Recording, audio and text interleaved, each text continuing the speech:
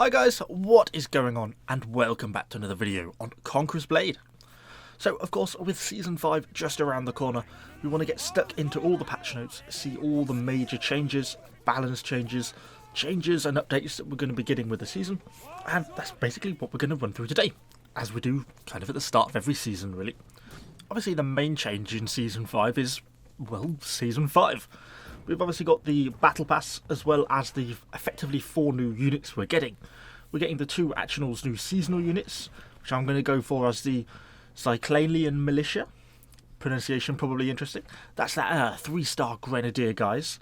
And we're also going to get the 5-star Siphonarii. Yeah, again, interesting pronunciation going on there. Basically the flamethrower dudes. And they're the 2 new seasonal units we're getting, and then we are getting 2 upgraded units, and these are going to be the Cimachaian Stalwarts and the Paladins, which are basically the upgraded versions of the Spear Sergeants and the upgraded versions of the Men-at-Arms. If you wanted to know a little bit about them, well worth checking out the video highlights of the preview event, when we actually got to test out some of these guys and kind of see what they were like a little bit in action. We've also got some pretty significant updates to how the tutorial system is going to be working. You're no longer going to be thrown into that mercenary camp that we have had for well over a year now. It's actually going to be a proper battle-based tutorial system, which I think is a nice upgrade. And they are also introducing a sort of hero's journey series of starter quests, which are really going to help new players sort of get a little bit leveled up a little bit quicker, and allow them to actually compete at a slightly more competitive level without having to sort of grind at a low tier for an awfully long period of time. So yeah, big ups for that. Really like to see that they're trying to introduce and improve the new player experience. So moving on from that, one of the biggest changes is going to be the regional changes that we're going to be getting in the game. So for this season, both Astaria and Maoyang are going to be removed, and that is the 2 regions at the very top of the map. And instead we're going to be getting Andalua, again pronunciation, down at the bottom, and this is going to be like a coastal region. So effectively we're going to be going from 4 to 3 regions during this season. But there's going to be some interesting stuff introduced into the new region. One of these is going to be something called ports. And these are going to be sort of subdivided into 2 separate things. They're going to be trade ports and fishing ports. And these ports are basically going to allow you to quickly move around the map for a cost in bronze. So it's basically like a fast travel function, for want of a better word. However, the 2 ports have 2 different effects. The trade ports are effectively going to be classified as sub-fiefs and are going to effectively be owned by houses. These houses then have the option to charge tax on these and or block non-house and alliance members from using them. Given how things have played out previously in terms of resource gathering ownership, I suspect we'll find that trade ports are effectively going to get locked out pretty quickly, and it's only going to be usable by house members. The fishing ports, however, are going to be neutrally owned and not owned by any houses, and are going to be able to be used by anyone. However, because they're classified as a small port mainly used for smuggling, they tend to have fewer destinations available, and instead of embarking and using these fishing ports can be more dangerous, and you may find you lose units and resources while travelling on them. So it's going to kind of be a bit more risky to use them. I suppose good for using if you're not really carrying anything with you and you just want to get quickly moving around the map. So since we are on about sub-fiefs, it seems a good time to sort of move on to some of the territory war changes. So it seems to be a fairly complicated set of changes, but we'll go through it as my understanding of it allows. So currently the ruling house system is not particularly great, and they're discussing that as one of the main reasons of one of the big problems currently in territory war. And they kind of want to make it so influence is the defining factor on who gets to control the ruling house in the first battle. So quite a few things are changing. Firstly, there's now going to be a preparation stage prior to territory war for 30 minutes in which field camps, outposts and sub-fiefs can be created and attacked. And by owning, creating or occupying sub-fiefs, you're going to increase the amount of influence that you own. So if you create and hold an outpost, that's going to grant you a load of influence, although you can only create 1 per region. You can also create field camps, which will give you a small amount of regional influence. But again, you only gain the influence for 1. Then you can occupy sub-fiefs. By sub-fiefs, I mean trading posts, ports, that sort of thing, and they're going to be granting you influence. So these can be fought over before the actual main territory war battle starts. and this is all going to determine how much influence you have in this 30-minute preparation phase prior to territory war. Then, once the actual territory war kicks off for that hour duration, then the house with the highest amount of influence again gets the ruling house in the fight. And then following on that, the one with the second gets the second pick of the fight, and so on and so on and so on. It does go on to clarify a few points that, for example, if you capture the fief, then you don't automatically capture the sub-fief while the territory war is ongoing. However, once the territory war ends, the sub-fief will revert to the ownership of the house that owns the main fief. Hopefully that sort of vaguely makes sense. So during the actual territory wars, you don't auto get sub-fief control. That's kind of the point. This seems like a pretty decent set of changes. The ruling house system's never really been great in Conqueror's Blade. It's always been pretty confusing, unclear, and often fairly random. So it's good to see that it's kind of just being changed to, it's almost like a little bit of a qualifying fight before the main territory war. And if you win qualifying, you get to have ruling house on the attack. Seems a much fairer way of determining who gets to have first go at the attack. So yeah, big thumbs up from me there. So then we move on to unit and hero balancing. We'll start off with the unit, and there's two main changes going on here. Firstly, brace is changing. In effect, currently, when a unit is braced, if you or your unit touches any point along its spear, you receive full damage. And that is one of the things that makes Fortebraccios so effective, because even when you get really close to them, they're still doing full damage to you and your unit, and that means that you absolutely get wiped out with them. And this is what they're changing to make it so that once you get in close, they basically don't do any damage anymore. They're claiming the minimum range is something around the distance of 2 people.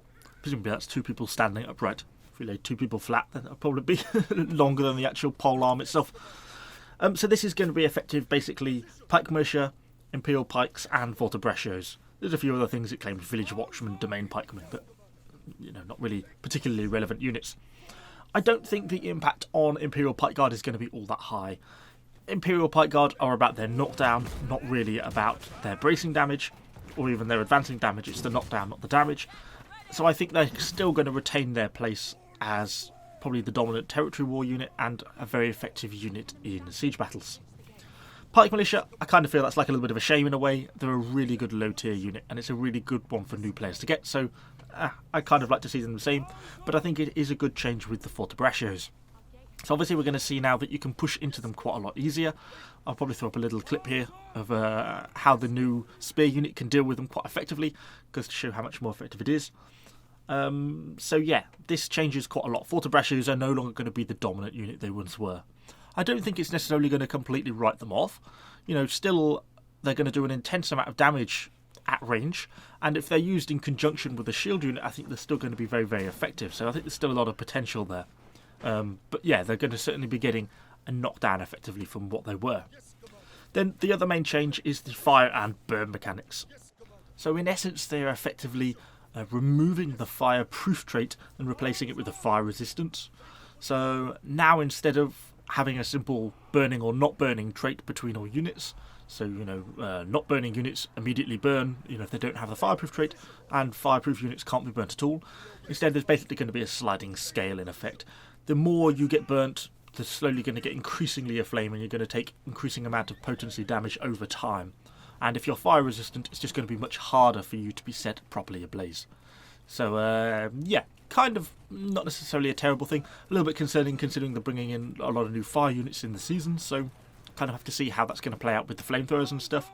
But yeah, I think all in all, it's probably not going to have too big an impact. It just means that you no longer have completely fireproof units. I think it's mostly going to be affecting a lot of the units against the flamethrowers more than anything else. So in terms of hero balancing, we've got a couple of main changes coming. A really basic one is the maul, where the strike and grapple could grab enemies when they were hiding amongst their soldiers. That supposedly has been fixed. Kind of just have to wait and see really how effective that really is. Hopefully that is actually a proper fix, because obviously it is very annoying when you're stood in a full unit of spears or something and a maul can just sort of pluck you out from the middle of your own infantry. Very, very frustrating. So good change. Hopefully that's going to be implemented as nicely as we like. The other big change is looking around the bow. So in the previous season they basically very, very heavily nerfed the bow and made that all bow shots now need to be fully charged and also require stamina. And this sort of had the effect that bow heroes basically were perpetually running out of stamina and were struggling quite a lot.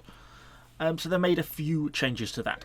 They basically made it so that when you are landing hits now, you're basically going to be getting stamina back.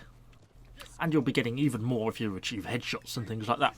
So, yeah, seems kind of a nice way of doing it. A nice little sort of skilled way of, if you can land your shots, you're going to be able to keep up your rate of fire because you'll be able to maintain your stamina a lot better. I think they did over-nerf the bow in Season 4, so, yeah, I think that's certainly a step in the right direction. Good change, thumbs up from me. Now, the other hero change, which I must admit I kind of wasn't really expecting to see, is the short bow. So they basically made it now so normal shots will now fire in sets of 3, and every third shot will have increased power and damage. Trajectory and animation have also been improved. Okay, so they're basically making it almost like a burst effect. It's going to be like a FAMAS on Call of Duty or something. Okay, which is kind of an interesting change.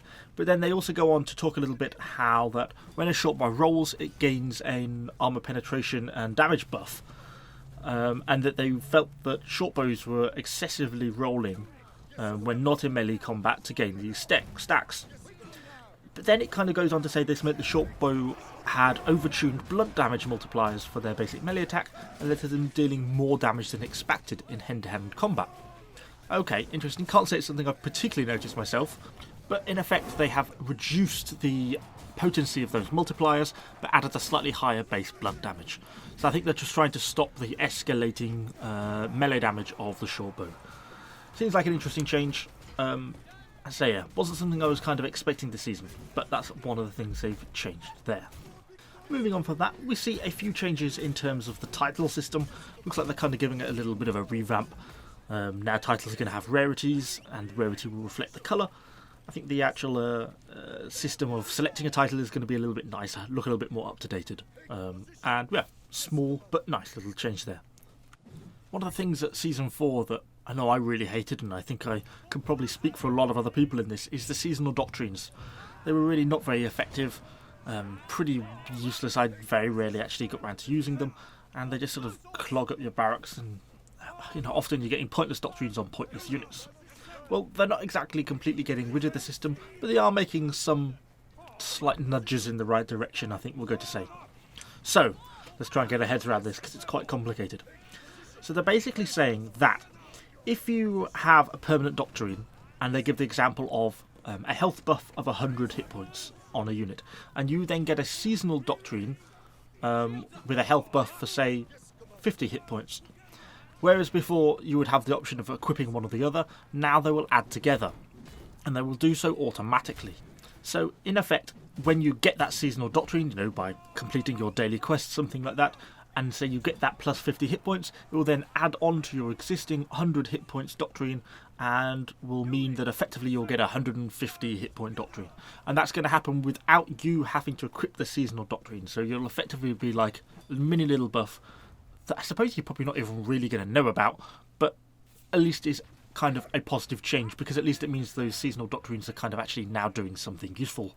And because you get so many of them and they go on so many random units, it's nice that it automatically applies, because otherwise I don't think a lot of people, myself included, would end up getting round to applying them half the time. Now they also go on to explain that if the seasonal doctrine is the same level as the existing permanent doctrine that you have on your unit, then it's going to basically promote the doctrine to the next level. A little unclear what in some cases this will be, but I'm assuming, for example, if you had an archer unit and you had a 10% accuracy permanent doctrine on the unit, and then you got a 10% accuracy seasonal doctrine, effectively they will combine together and you'll get a increased accuracy doctrine level 2, which I guess we don't know exactly what that's going to be, but I'm assuming that's probably going to be more like 15% or something like that. They're not going to add together in the same way as the lower level seasonal doctrine and permanent doctrine did, as I just explained 30 seconds ago. So hopefully that's clear.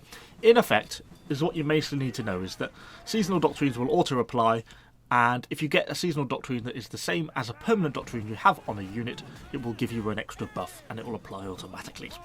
So that really about sums up the bulk of the changes that we've had over Season 5 so far. Yeah, generally some good stuff here. I like to see some of the warlord balancing. Hopefully we'll have to see how that more change plays out. Hopefully that strike and grapple is positively changed, and the grabbing from within units doesn't work the same as it does now. So that would certainly be a positive change. Interesting to see how some of the new units plays out, particularly those 2 new promoted units. I think they're a really interesting choice, and I think they're both going to be really enjoyable units to play, so I'm really looking forward to kind of unlocking them.